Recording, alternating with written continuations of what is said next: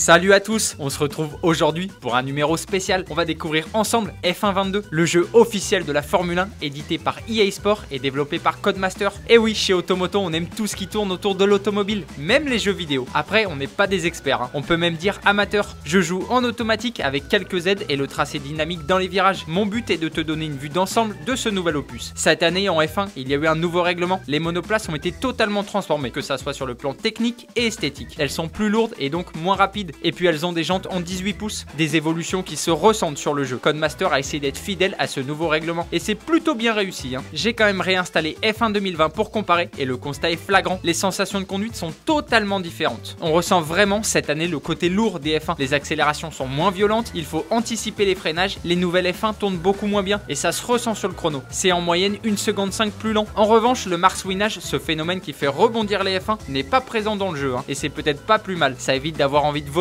à la fin de la course. F1 22 est plus difficile à jouer que les anciens jeux. La procédure de départ a changé, il faut maintenant embrayer et être dans le bon régime moteur pour réussir un départ canon, ce qui est évidemment pas simple du tout. Je me suis souvent fait bouffer au départ. Comme sur le 21, tu peux choisir de jouer en performance réaliste ou performance égale, ça rajoute du réalisme au jeu, mais si tu choisis performance réaliste, c'est très difficile. Pour la première fois, j'ai testé F1 22 avec un volant, le Trushmaster T248. J'ai découvert une autre manière de jouer. Le volant rend l'expérience beaucoup plus immersive. Tu ressens toutes les aspérités de la route, il y a des vibrations quasiment tout le temps. Et sinon, visuellement, il est comment ce F1 22? La modélisation des monoplaces est très bonne, idem pour leur sonorité. Écoute ça.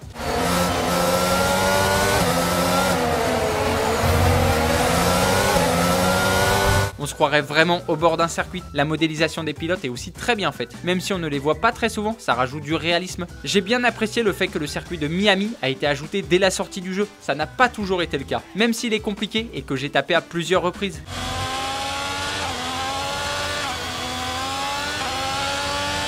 Les circuits d'Australie, du Canada, du Japon et de Singapour font leur retour. Ils n'étaient pas au programme l'an dernier à cause du Covid. Les modifications des tracés ont aussi été prises en compte. Les arrêts au stand ont été retravaillés. Pour réaliser un bon pit, il y a un petit jeu de réaction. Ça rajoute une difficulté supplémentaire. Après, je pense que ça peut encore être amélioré, mais c'est déjà un bon début. C'était un super arrêt.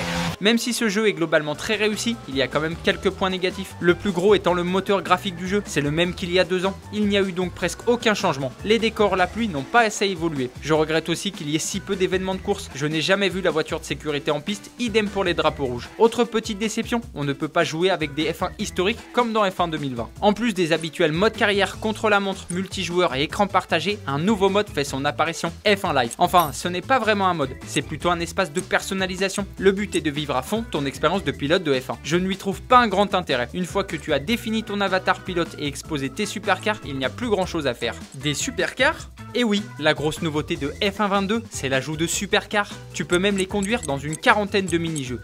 Drift, 1v1, course de checkpoint, précision. J'ai regardé un peu les avis et vous êtes très nombreux à trouver ça décevant. Mais perso, j'adore. Cette nouveauté évite que l'effet répétitif du jeu arrive trop rapidement. Après, c'est vrai que ce n'est pas au niveau d'un Forza ou d'un Gran Turismo. Mais d'un autre côté, c'est pas le but premier de ce jeu.